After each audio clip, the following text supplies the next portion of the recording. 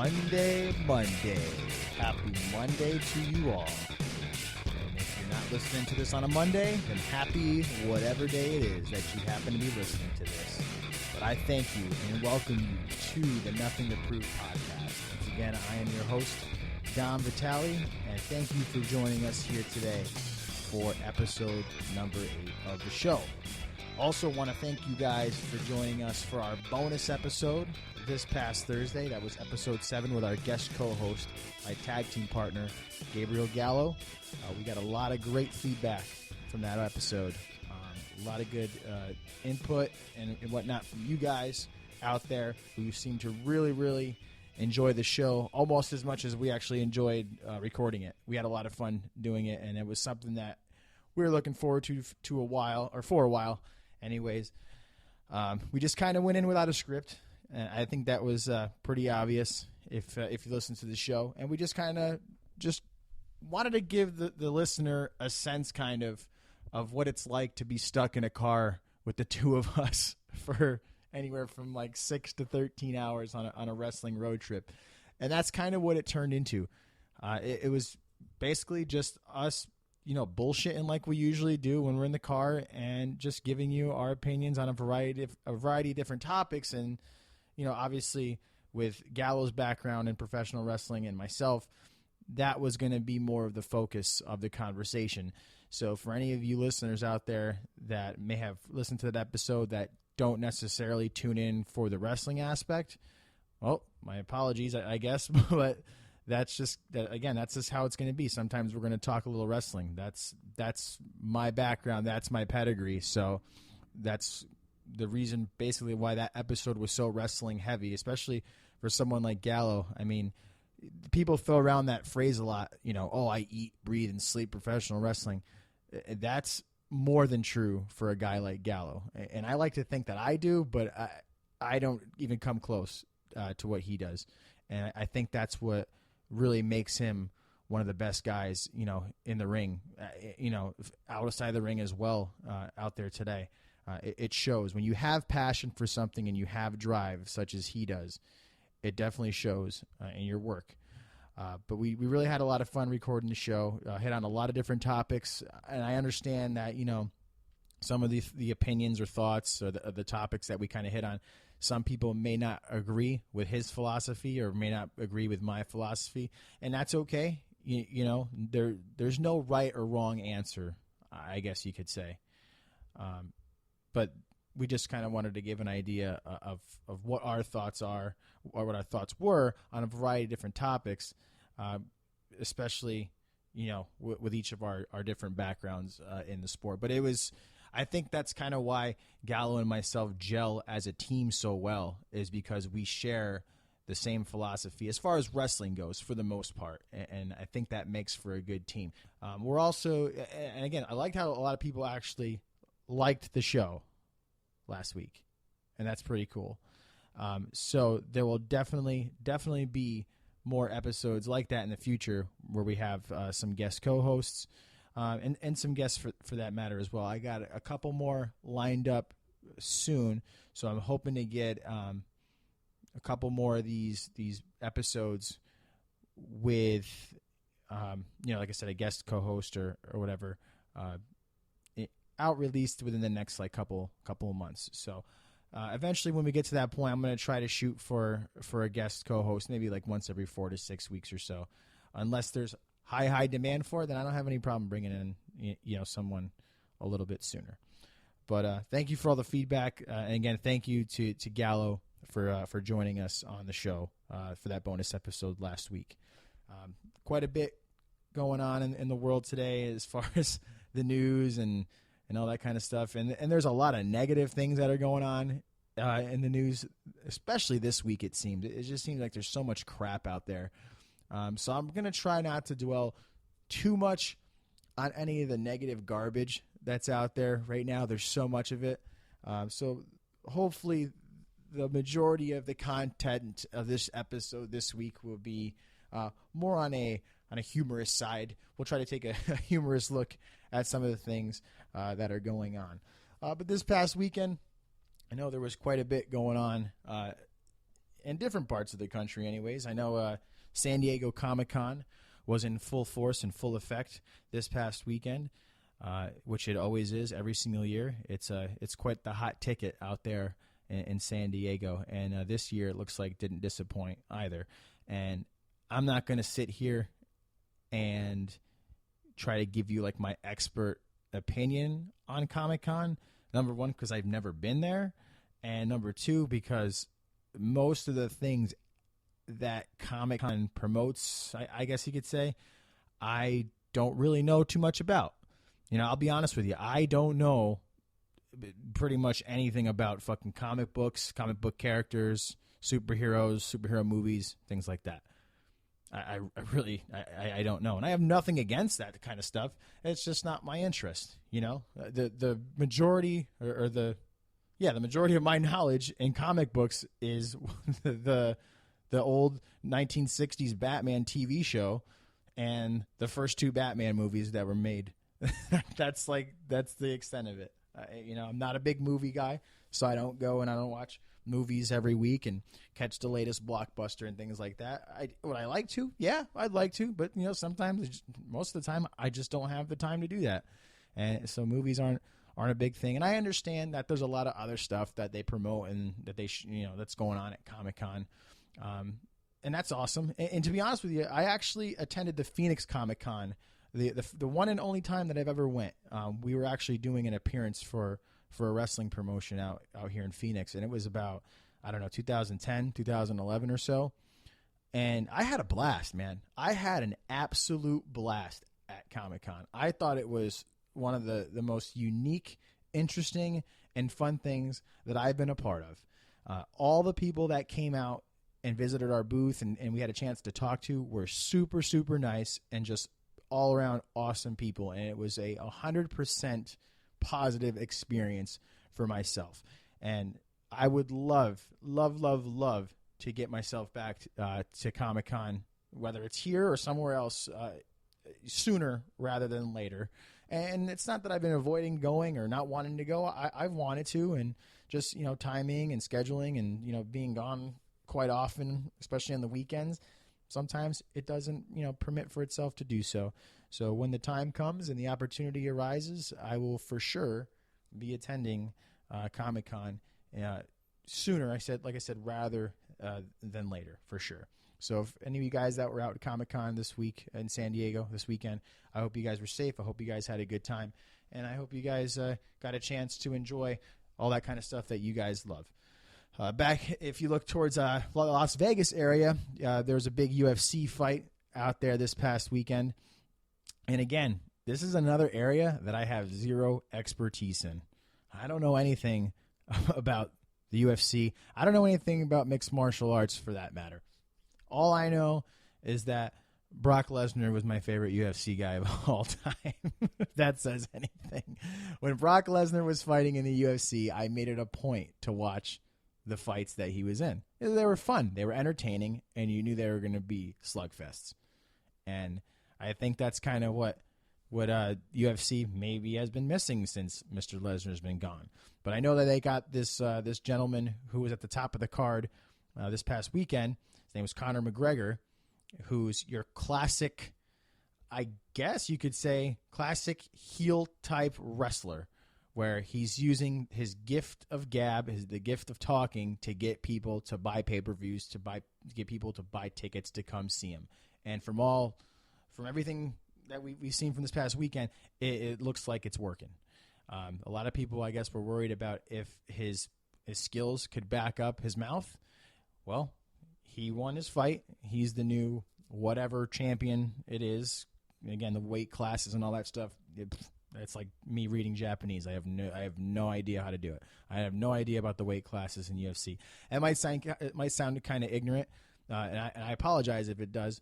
But again, it's just not something that I'm interested in. But I know a lot of people are, and I'm not gonna sit here and cut it down and call UFC stupid or anything like that. Obviously, it's not. It's got a huge following. It's extremely popular, and it continues to grow in popularity every single year, and the interest is out there. So I feel like at least it warrants me to say something about it. But I guess I didn't see the fight. I didn't have any desire to. But I've been kind of following along on social media as far as the fight goes. And from what it seems like, and I wish I could remember the guy's name that he fought.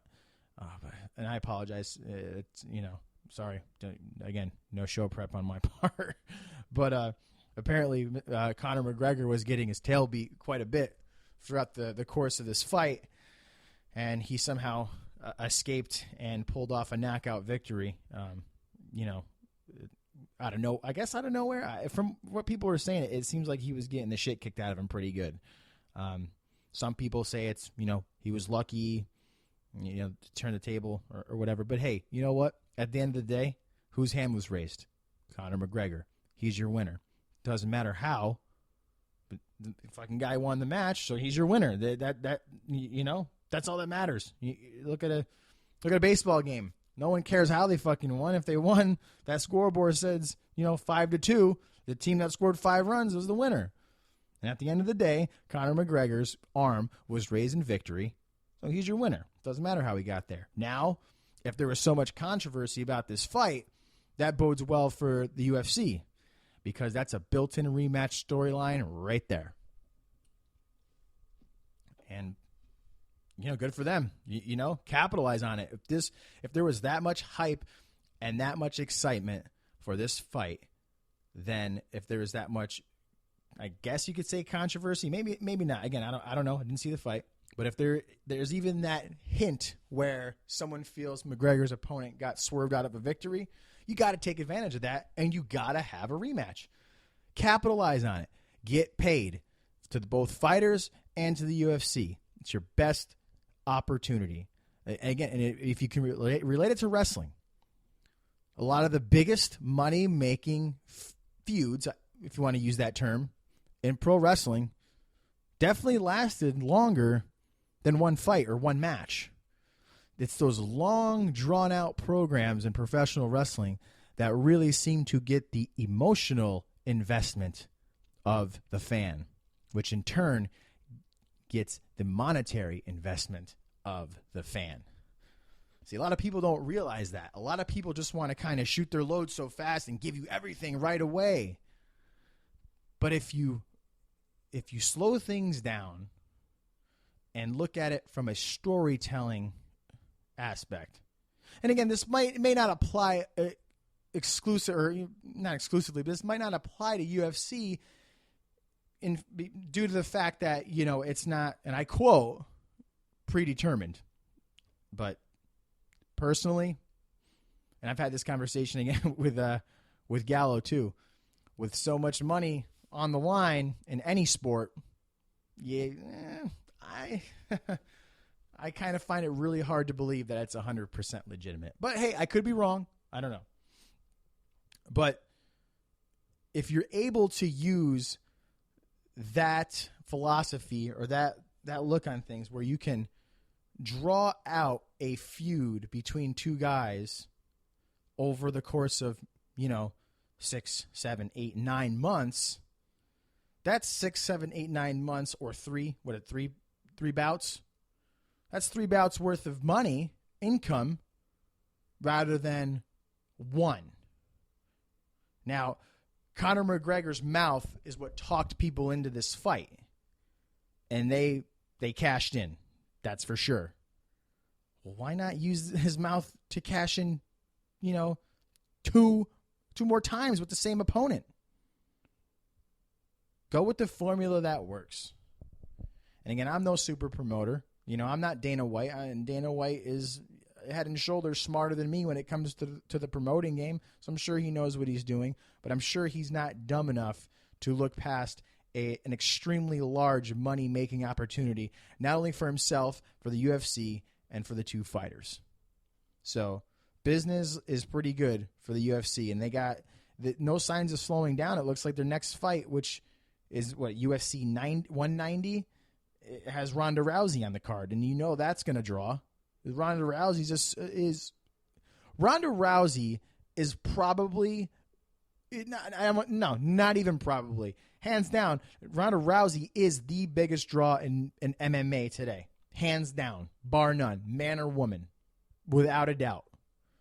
Me, as a not even casual MMA fan, again, not knowing anything about the sport, not knowing anything about the men and women that fight, I would be more willing to put down my money to purchase a fight with Ronda Rousey in it than Conor McGregor or I don't even know who else fights, to be honest with you. I couldn't tell you. And nothing against UFC and their guys. It's just, it's not my cup of tea. But I know, just from what I see, again, only on social media and on TV, Sports Center, stuff like that, I know that if I watch a Ronda Rousey fight, it's going to be exciting and she's going to whoop someone's ass. Now, on the other hand, I could always want to pay my hard-earned money to tune in with the hopes of her getting her ass kicked. It's like the classic, and I don't consider Ronda Rousey a heel, but it's like the classic heel thing. Heels talk people into the building. If you're not familiar with the term heel, it's bad guy. The bad guys talk people into the building with the hopes of the people being able to watch them get their ass kicked in what's handed to them, more than the people being drawn into the building to see the baby face or the good guy get their revenge. People would much rather see the bad guy get their ass kicked in that situation. Now, as far as Ronda Rousey goes, I don't know if you consider her, like I said, a good guy, a bad guy, a good girl, a bad girl, whatever, heel, baby face. But to me, it just seems like her fight would be more interesting than any of the other guys. So that's the one I would buy. Now, am I going to buy UFC 190? No, absolutely not. I'm not going to pay for it. I don't care that much yet. I don't care that much yet.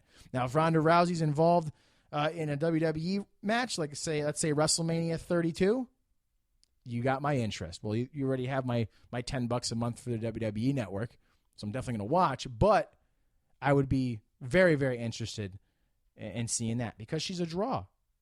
She is a draw right now, and she's the top draw for UFC. So they got a really big card coming up, like I said, UFC 190, and I was looking at that yesterday because the fight from this past weekend, whatever, was UFC 189, I believe, and I'm like, man, they just, for every fight that they have, every card, it's UFC 189, UFC 190, UFC 191, UFC 192. It's like, that to me makes it very difficult to, I guess, try to remember what happened when.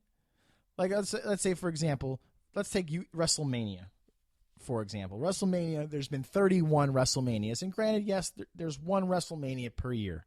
I get that. But if someone's like, hey, remember in WrestleMania 5 when such and such happened? I'll say, yeah, okay, I can remember that. No one's going to remember, hey, remember in UFC 141 when, I guess, I mean, they're all the same. So I wondered, why wouldn't UFC kind of try to brand each fight or each block of fights? Kind of like, the WWE has a different name for their pay-per-views for the one that they have every month. And that makes it a little bit easier to kind of, to reference, amongst fans or whoever. Whereas UFC, it's kind of all meshed together in that one large number.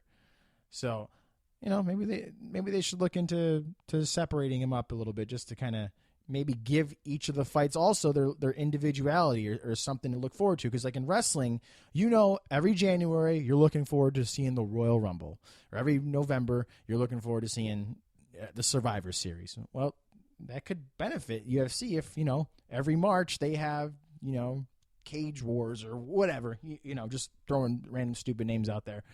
To me, that might help me understand the sport more, from someone that's looking in from the outside who doesn't really know too much about the sport or the UFC or its history, besides the fact that, Brock Lesnar wrestled there or fought there, and Ken Shamrock and Dan Severn came from there, and they're in the WWE at some point. That's the extent of what I know about the UFC. But again, good for them. It seems like they're really cleaning up at the box office, and they just keep getting more and more popular. So, and congrats to Conor McGregor on his big victory. But a lot of other news coming out just in general. The whole Bill Cosby thing, man. Bill Cosby, there was a released deposition this week where he admitted to drugging multiple females with Quaaludes in order to take advantage of them sexually. And these allegations had really come out probably a couple months ago. And there was a lot of people on the fence about, whether he did it, whether he didn't, whether he would do something like that, because Bill Cosby was a fixture in a lot of people's homes as a father figure back in like the 80s. And I remember the Cosby Show growing up and watching it, and I thought it was a great show, and I thought Bill Cosby was hilarious, but where there's smoke, there's fire. And it was just one after another woman just coming out and accusing him of the same crime. It's a crime. So accusing him of the same crime. And you wonder, like, okay, well, one person, okay, maybe you're on the fence about it. But two, okay, and then three, well, wait a second here. And it just kept going and going and going. And, there was even, very popular actresses out there that were coming forward and saying and accusing him of the same thing. And that's, I think, what really started to open a lot of people's eyes when it was, some ladies in the entertainment business that, had nothing to gain from accusing someone like Cosby of something like that and had no history of leading the public's mind astray in a negative way. They had nothing to gain from it. So it kind of died down for a little while. You didn't hear too much about it until this past week, and this comes out, and the first thing you saw was, Bill wouldn't like this deposition to become public due to the embarrassment that it would cause. And the first thing I'm thinking is, like, this fucking guy's got some fucking nerve that this guy Bill Cosby has, after admitting to drugging women so he could take advantage of them sexually, and essentially embarrassing them for the rest of their life, for him to wish that his deposition wasn't made public because of the embarrassment it would cause him. Well, fuck you, Bill Cosby. Sorry, you don't get that privilege anymore. So from admitting you're a goddamn piece of shit human being, sorry, you lose that privilege. And to make matters worse, his wife, Camille, who we've heard him reference Camille for years and years and years, she stood by him when all this stuff was coming out. And okay, I get that. That's your husband. You want to support him. But as time went on, it seems like, number one, she knew he was a scumbag because he was fucking around on her behind her back. And she was fine with that. But okay, hey, whatever. I get that. If that's your thing and you're cool with your significant other going to get in theirs on the side, whatever floats your boat, as long as you're not hurting yourself or other people. But let's face it, fucking Bill Cosby was hurting other people. And after this deposition is made public, she still stands by the guy. And now she's saying that she doesn't believe that was the case. She believes that all the girls in these cases, the different ones, all consensually took the drugs and had sex with Bill Cosby or whatever it is that they did. Now, come on. Come on already. Deep down that your husband's a piece of garbage. And you're taking standing by your man a little too serious into a whole other level of weirdness. So Camille, you need to grow a set of balls and tell him to take a fucking hike. And she like was telling people that she takes credit for creating him and all this kind of shit. Why would you want to take credit for creating a piece of shit like that now? Be a woman about the situation. Stand up for yourself. Don't be a doormat, because that's exactly what's going on right now. You're being a doormat to a piece of shit like Bill Cosby.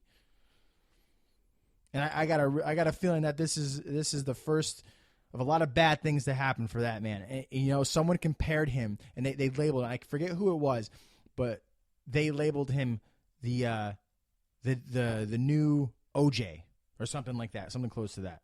But he's like the new OJ Simpson, and it's so true. It's so true, because before the whole OJ Simpson fiasco, the murder fiasco, OJ was a household name. He's the Hertz guy. He's the guy in the Naked Gun movies. Heisman Trophy winner. And then all that stuff goes on with murdering his ex-wife, or he gets off. He didn't do it apparently. Well, whatever. But and now his life turned completely upside down after that. His life was never the same. And that's Bill Cosby's future, because of what he did to those innocent women. So my heart goes out to those ladies. Hopefully they get some type of closure now that he's gone ahead and come out and admitted to his douchebaggery and scumbaggery to a whole nother level. So Bill Cosby, don't worry, you're going to get yours. So my thoughts go out to all the victims. Moving on, there's a story coming out of Miami where a female police officer, her name is Sabine Ray, I don't even know. I can't read my writing. I did write her name down so I wouldn't forget. Raymondville? Let's go with that. Sabine Raymondville. She's on the police force in a city in the Miami area, and some tape has surfaced recently of her performing in some adult-oriented videos for a website. Now, according to her, she does admit to doing these, but she said they were all done before she was on the force. Now, the investigators for the force are claiming that some of them, at least some of them, were done while she was a member of the police force. So there's an investigation going on right now. So they're basically, it's kind of a witch hunt on her. They're trying to figure out a way to kick her off the force for, and this is not direct, but basically conduct detrimental to the uniform. That's pretty much what they're saying. Now, if in fact this young lady made these videos before she was on the force, obviously they're illegal, because she's well over the age of 18 if and when these videos were made. Well, when these videos were made. So she didn't do anything illegal. She wasn't on the force at the time. It's in her past. So what's the big fucking deal? Again, there's too much of the prying into the social lives, excuse me. Especially from this standpoint with the PD. Like, again, if she did it before she was there, like, what does it matter? It does not matter. And I know a lot of people will say, well, if that comes out and she's an active member of the force, but someone finds out that she had that life beforehand, that again, conduct detrimental to the force.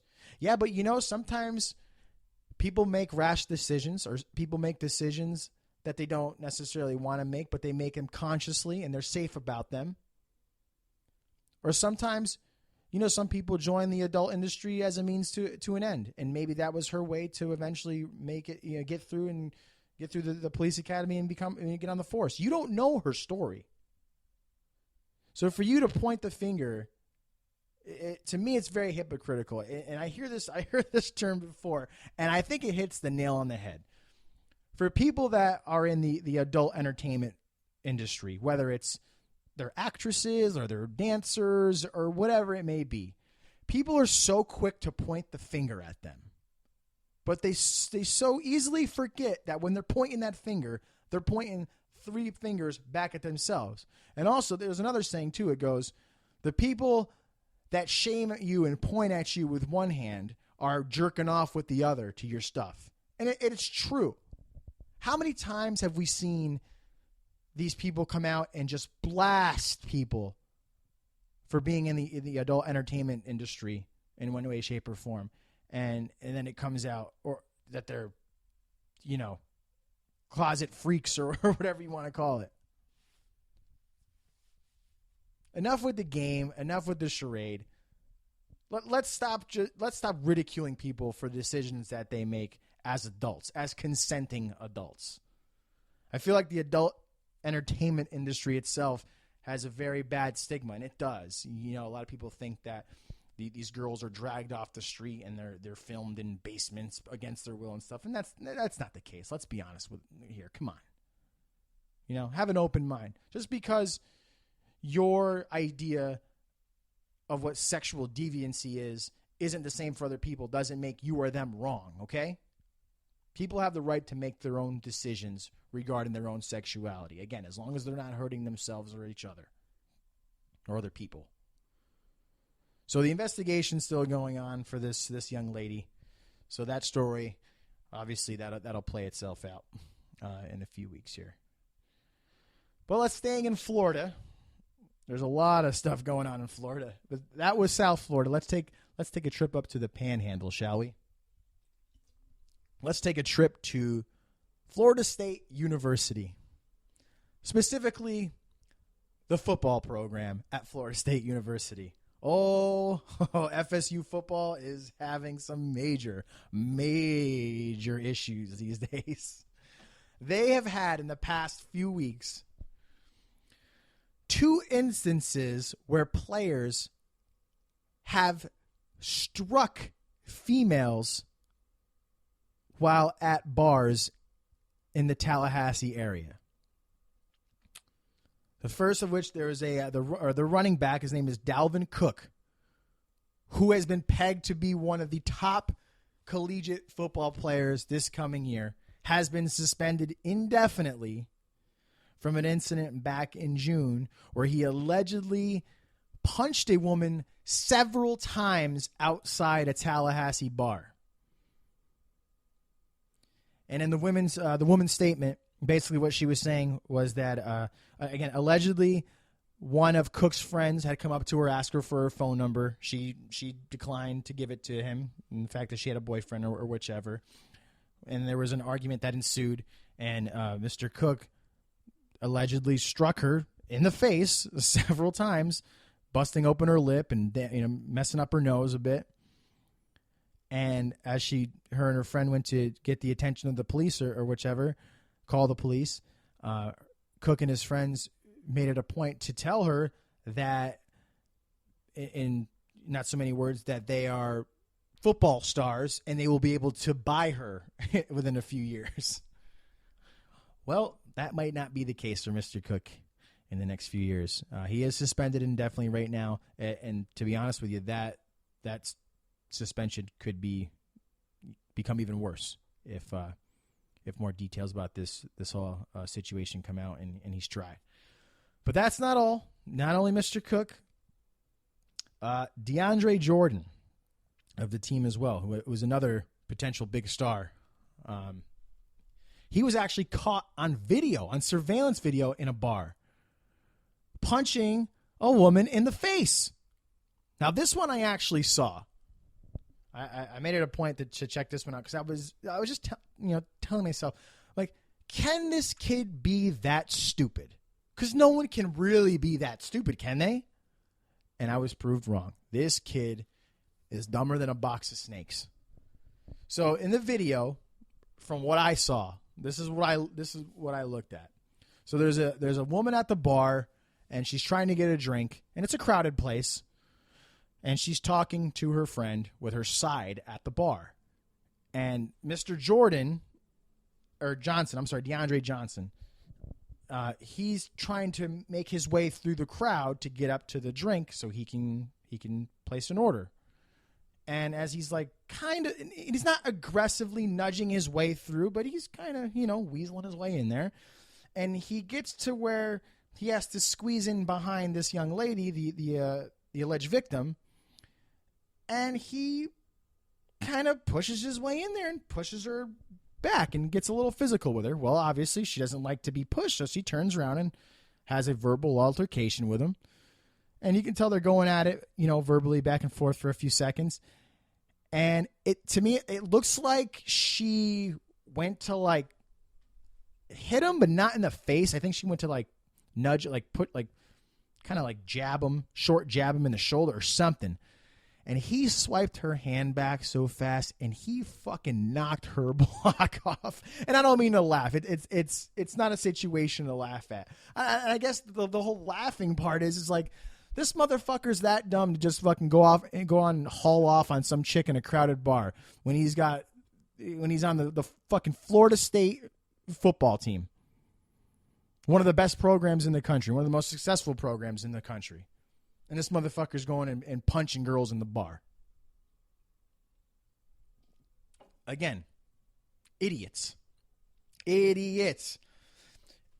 And since this instance was caught on surveillance, Mr. Johnson has been kicked off the team. And rightfully so. Good. I'm glad. I'm glad he was kicked off the team. One, for that young lady, you know, at least there's some semblance of justice there, you know, not in a litigation aspect, but from that point, he's off the team. But from the team standpoint, too, it's like, do you really want a dumb motherfucker like that on your team? Kind of like the Ray Rice situation. Do you want a dumb motherfucker like that on your team? It's a different story when there's millions and millions and millions of dollars. People are willing to forgive a little bit more. Whether that's right or wrong is another story for another day. But now, after these two instances, the FSU football coach, Jimbo Fisher, has implemented a policy that bars are completely off limits now to players. Now, I don't know how that one's going to pan out. I mean, can you really stop a group of 50-some-odd college men from going to bars in Tallahassee? I don't know. That's going to be tough.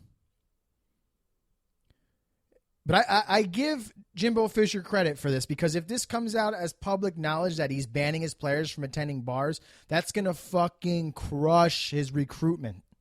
Crush it. If you're a potential high-profile college football player that will be entering college the next year, and you're a senior in high school, and let's say you keep your nose clean, and you're not a dumb motherfucker like these two guys, and you want to go to the best place possible to advance your career in hopes that you can make it to the NFL, and two, obviously, yeah, you're going to want to have some fun, and then academics. I'm sure the academics comes last for a lot of people, and I would imagine that going to college in Tallahassee, Florida, is not a bad thing as far as partying goes. But if you're being recruited by FSU and Jimbo Fisher tells you, sorry, if you come here, you know, we'll give you every opportunity to learn, every opportunity to play, every opportunity to try to advance your career to the NFL, but bars are a no-go. That might be a breaking point for a lot of college kids that are trying to pick schools. So you got to give Jimbo Fisher credit for going on that limb and essentially shooting himself in the foot for recruitment. Because that could quite possibly come back to bite them in the ass. But best of luck to that team this year. Florida State Seminoles. That's going to be a tough battle for them. And again, those two dummies that decided to think they're Rocky Balboa against females, that says a lot about their character. Not really men quite yet, guys. Might want to work on that. But yeah, there's a lot. Like I said, there's a lot of news going on this week, man. And there's one thing that kind of really gets under my skin when you see a lot of news stories out there. And I've said it before, and I'll say it again. Facebook is probably like the worst place in the world. Right behind a concentration camp or something like that. I mean, that's an exaggeration, but I mean, Facebook is the worst place in the world, and it's full of dumb fucking idiots. And if I didn't need it to promote things, I fucking wouldn't have one. I swear to God, it's so pointless. It's so pointless. And what makes it even worse is that there's people that continuously post or share fake news stories. And it's not like they're doing it like in a humorous way, like, haha, check this out, funny. These motherfuckers believe half of this shit and then don't go and check to make sure what they're sharing or what they're popping off about is even fucking real or accurate. There's so many satire sites out there that they're very hard to tell from one another at times. They can be very, very deceiving and very tricky. The most popular one is The Onion. I think everyone knows that's a big work. That's satire. It's just making fun of stuff. And there's a really funny wrestling one at times too. It's called Kayfabe News. That one's pretty funny, where they just make up fake news stories, and some of them are just so fucking preposterous. And it's like, okay, it's funny, it's funny. And there's others that are very close to actual events that are going on right now, and they're clever. And it's like, oh, that could be misconstrued as an actual real thing. But there's people out there that share these things multiple times a day, multiple days a week, without thinking twice, to just do a simple fucking Google search to see if it's even true. And this just drives me crazy that people are number one, that lazy that they don't want to check, and number two, that gullible to accept what they read as truth. It's like, if someone really liked me and liked what I had to say, let's say they were a fan of this podcast, I could go on Facebook and write some of the most cockamamie dumb shit on there, and I'm sure I would write this as a fact, like something that's actually going on as a fact. And I'm sure there's one or two motherfuckers out there that would share that shit without even thinking twice and thinking that I'm a fucking credible news source. Give me a fucking break. I hope you guys all realize that this show, this podcast, is done in jest. It is done in humor. It is done in the name of entertainment. Okay? Sometimes we talk about some serious things, and sometimes I am serious about what I talk. I'm serious most of the time, if not all the time, about what I cover here. But I'm not above making jokes and doing things from a comedic standpoint, or humorous or whatnot. Just take this for what it's worth. It's entertainment. But again, these people on this fucking Facebook thing, and they're just sharing the dumbest shit. And a lot of the times, it's like those really controversial things, especially right now with the whole, again, the stupid fucking Confederate flag thing, and now there's the thing with the American flag and people desecrating that, and there's the racial rift in this country, and that's a real thing. And then there's these fake news stories, and I don't know if they're done to be funny, or if they're done to actually want people to actually confuse them as actual, real, credible, legitimate news that's out there. And people fucking read this shit, and they're so fired up about these topical issues right now that they're so quick to just share whatever they see to try to back up their point. So if there's some dumbass fucking story that's completely made up, but it somehow matches their ideals or their philosophy, they're sharing that shit right away. Bam, bam, bam. It's like fucking mass, just one after another, and it's every day, and it makes me sick. It makes me sick that people are just that dumb and there's a good example for this too, and there was and I'm sure it's been around forever, but I saw this meme a couple weeks ago, and it was a picture of Abraham Lincoln, and there was a quote on it. It said, "Don't believe everything you read on the internet." Quote, Abraham Lincoln. Obviously, it's not his quote, but that's the way people fucking react and act about things these days. They see it and they take it for what it's at face value. No one wants to do the research anymore to formulate their own opinion. People are so stuck in their way of thinking. And these stupid stories aren't doing anyone any favors. And I can't blame the news sites, because like I look at them, these things shared, and I'm like, there's no fucking way that could be true. Even if there's like an inkling that it is, maybe I'll click on the link, and then once I go to the website and I look at what else they got in there, it's obvious that it's fake. I can tell it's fake in 5 seconds, but apparently that 5 seconds is just a little bit too long for those people that are share crazy. So instead of helping your cause, you are hurting your cause, mainly because you look like an idiot to those people that are smart enough to realize that what you're posting is absolute bullshit. Now, if the people that are on your page or whatever believe this stuff, they're probably as dumb as motherfucker as you are. So, hey, you got good company. So I'll leave you to it.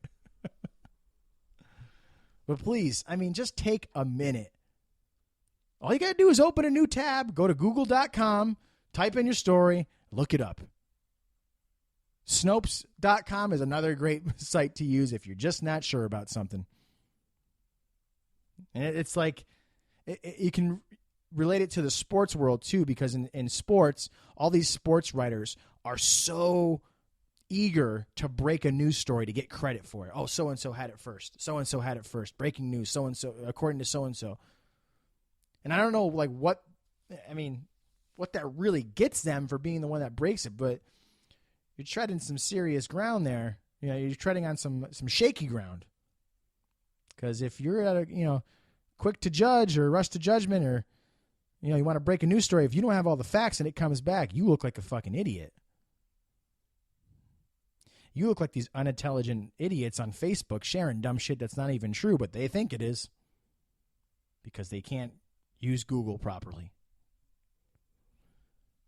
So all I ask is just use your brain. You were given a brain, but when you were born, by whomever or whatever it is that you believe in. Use it. That's why it's there. It's not there to go to mush, to go to waste. If we could all just use our brains just a little bit more, the world might just be a better place. And speaking of making the world a better place, there's a gentleman that gets a really bad rap in the music world, and I just never really understood why. To me, he seems like a genuinely good guy, and he does a lot of genuinely nice things for people. And he has a lot of good philosophy about music as well. But this guy just gets fucking ragged on so much, and I just don't get it. But I refuse to be one of those people that rags on a guy that does so much good for so many people. And this guy, his name is Dave Grohl. If you don't know who Dave Grohl is the lead singer of a band called the Foo Fighters. Also used to be the drummer for the band Nirvana. I don't mind the Foo Fighters music. I think it's entertaining. It's enjoyable. I will play it. I don't own any of it, but if I get the inkling, I'll buy a song. If I hear the Foo Fighters on the radio, 8 times out of 10, I'm not going to turn it off. And Dave Grohl recently, if you're not aware, he was on stage during a performance at a concert, and he broke his foot or his leg, one or the other. I'm not really sure which one it is. Again, thank you for my exceptional show preparation. But anyways, he broke his foot. Let's just go with that. Let's say he broke his foot. No, I think it's his leg. Let's go with his leg. Okay, so he broke his leg, and he finished the rest of the concert with a broken leg. I think while it was actually being tended to, like they put him on a stool or a chair or something, and he finished the concert. That's a stand-up guy, Okay, that's pretty cool, especially if you're paying your hard-earned money and you want to see your favorite band, the Foo Fighters, or you want to see a band that you like called the Foo Fighters, and you go and the lead singer breaks his leg, but he's willing to fucking tough it out and sit there and finish the show. So I think that's pretty rad. Good on him. So they're in the middle of this tour when this happens. This is only a couple weeks back. So Dave Grohl has continued to not miss any dates and perform each show by sitting on a throne of guitars. I don't see what's wrong with that. I think that's awesome. Dave Grohl giving the fans what they want. They paid their money for tickets for this tour to see their band, the Foo Fighters. Instead of him, which he could have easily canceled, decided no. Let's figure this out. We can still do this. It's just the leg. It's not like he broke his hand or his arm, his fingers, where it makes playing the guitar difficult because he plays the guitar as well as sings. And he's killing it. He's doing his thing. Not missing a shot. Pro wrestler mentality. Gotta like that. So the other day, they're at another show doing their thing, and Dave Grohl's on his throne of guitars doing the show. And there's a young man in the audience who has a sign, and it says, "Can I play drums? It's my birthday." Or something to that matter. So what does Dave Grohl do? Well, being a nice guy that he is, he asked the kid, he goes, "Is it really your birthday?" And he's like, "Yeah." He's like, "Do you really want to play the drums?" He's like, "Yes." He goes, "Well, get on up here and play the drums then." He's like, "I hope you don't suck because you're on the spot." And sure enough, he lets the kid sit in at the drums, and he goes, "You know any Foo Fighters songs?" And, of course, the kid knows a bunch of Foo Fighters songs. So they played a Foo Fighters song together. How awesome is that? Even if you don't like the Foo Fighters, even if you don't like Dave Grohl, you can relate to that story. Imagine it's your birthday, and you're seeing your favorite band live in person, and the lead singer of your favorite band allows you to come up on stage and play and sing with them. Who would turn that down? Who would turn around and call that guy an asshole or a jerk off or a goofball or whatever? Hey, but you're all entitled to your opinion. If you want to call Dave Grohl names, that's totally fine. I get it. I am 100% sure that I call quite a few guys in bands names and make fun of them, and they're probably really super nice guys. I just don't know. But I refuse to get on the bandwagon of hating on Dave Grohl. I don't see any justification for it at this point. Thus far, I don't see any. I don't see how we could do that. But to Dave Grohl, he's doing good things. He's doing positive things, and he's humanizing his performances, which is awesome. So Dave Grohl, the Foo Fighters, keep up the great work. The music industry, and the world for that matter, needs more guys like you. But that is going to wrap it up for us today, you guys. Thank you for sticking around for the last hour or so. Listen to me once again. I still can't believe you guys tune in every week to hear what I have to say. And it's humbling, and it's truly, truly appreciated.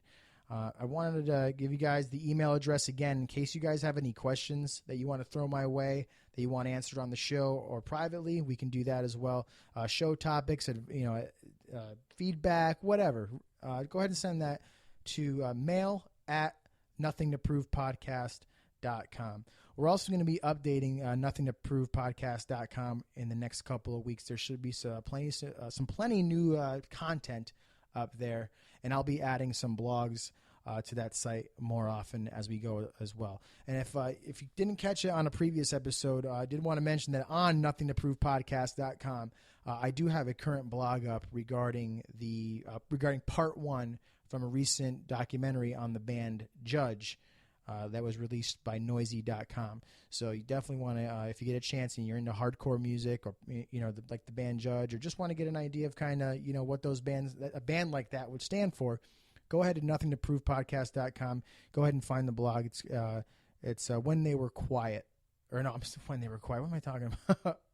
There Will Be Quiet, the story of Judge. So go ahead and check that out. And if you got any feedback on that, I'd like to hear that as well. Also, don't forget to follow us on Twitter at NTP Podcast, or you can follow myself at Dom, E-L Bomb. Also, we are on Facebook. Just go ahead and search Nothing to Prove Podcast. Same for YouTube as well. And please, guys, go ahead and subscribe to us on Stitcher, iTunes, SoundCloud. That way you know when a new episode drops every Monday, you're not going to miss one. Or, like we did last week, if we drop a bonus episode and you weren't aware, at least you'll know that there's a bonus episode in there as well. And go ahead and leave some feedback or review or whatever on those sites too. That helps us a bunch and gives us a better idea of what you guys want to hear and see.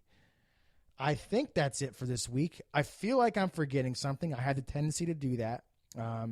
But if I think about it, maybe we'll tweet some stuff out or put some stuff on the Facebook.